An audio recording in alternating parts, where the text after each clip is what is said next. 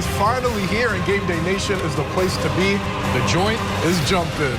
Mike Jewell, pigskin professor, former Bowser head coach Mike Robinson. I'm Yaw Bonsu. Thank you so much for joining us right here on Game Day Nation. We missed you, Mike Rob, last week because Springfield won last week. I was like, man, Mike Rob would have loved that. Oh, you know I love me a good Springfield victory, and this team has been playing lights out. You know, heads up, and actually, we want to just say this: shout out to the whole Springfield community because they've been showing up. Our game of the week: Clay versus Bowling Green. First time Game Day tailgate made its way to BG. Mike Jewell, let's talk about our keys because for Clay, it's only scored 14 points on offense through 2 weeks of the season. What is the key for the Eagles to get over that offensive hump this week? Well, first and foremost, I'm okay with that. I think Coach Pennington coming in, this guy's a pedigree. This guy is big time. He knows how to build champions. Mike Rob, BG looking to avoid its first 0-3 start since 2021. What can the Bobcats do to get over Clay this week? They got to find their identity, in my opinion. They don't know who they are quite yet. You know, they're still soul searching. Professor, what should that offense look like? Because we saw in the first half, Ali Beydoun to Preston Frizel, huge gain, ended up at the 1 yard line. Do you keep going with those large strikes down the field, or are you leaning on your running game to get you through the second half? Yeah, you absolutely lean on your guys and lean on your triumvirate of backs and attack. The band is sounding good, and it ought to be. Clay up big time over BG in our game of the week. The Eagles leading the Bobcats 21-3. Welcome back to Game Day Nation. Yaw Bonsu with you alongside Mike Jewell and Mike Robinson. Clay, 21 points in the first half, more points than it scored all season coming into today.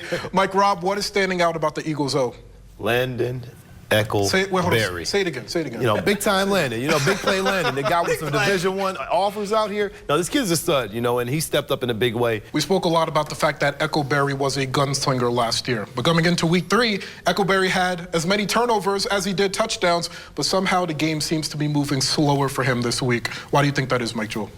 It's because Coach Derek Pennington has a plan, and it's a plan that's worked. It's a plan that these kids have bought into. So we're going to try to figure out the solution to the wing T offense because we've seen multiple touchdowns now scored just based off that scheme and formation.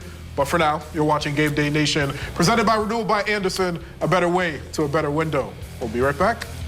Thank you, Justin. Perrysburg beating Fremont Ross 31-0 today. But let's turn our attention to a thrilling Northview win over Start.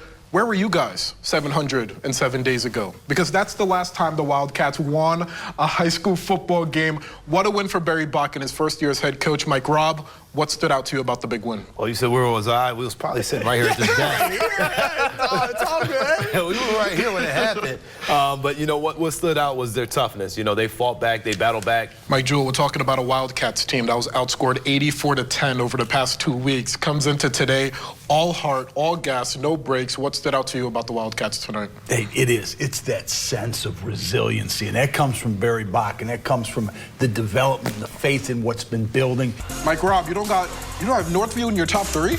I mean, we're still looking at Mike Jewell right now, you know? Mike Jewell. That was double shot. Hey, I'm going to keep going there. Central Catholic, you show me a team in Northwest Ohio that beats Central Catholic.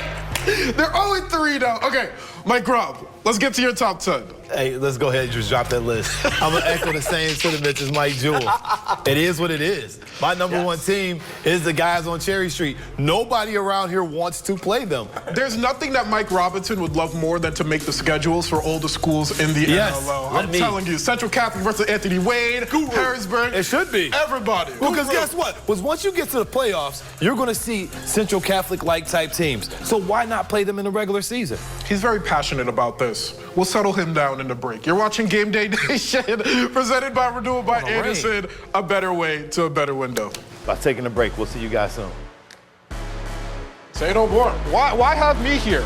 We're taking a break. You're watching Game Day Nation, presented by Renewal by Anderson, a better way to a better window. But Mike Rob could have said that. My surprise team is Central Catholic. First 3-game losing streak since 2003. I don't know how you guys still have them as the number 1 team in the area. I get it, the schedule is tough, but you gotta win a game. You gotta win a game. Technically, it's a 4-game losing streak. We go back to the state title game. True. First in-season 3-game. Speaking of Central, you go to next week. I go back to the playoff format. Remember, Yes, playoffs. 12 teams every per week. region Love it. instead of 16. How is every game not a must-win at this point? Yeah. You need the resume. Dare I say, Central Catholic not hosting a playoff game this year because they started 0-3. Road Warriors. We'll see. This Road guy's Warriors. throwing the shot. If Coach Dempsey has anybody I love to the talk to this Fighting week, Irish. Talk to Yaw, Coach Dempsey. It's not me. Brandon, thank you so I'm much just for here to hold joining back. us. Overtime is next. We'll see you next week.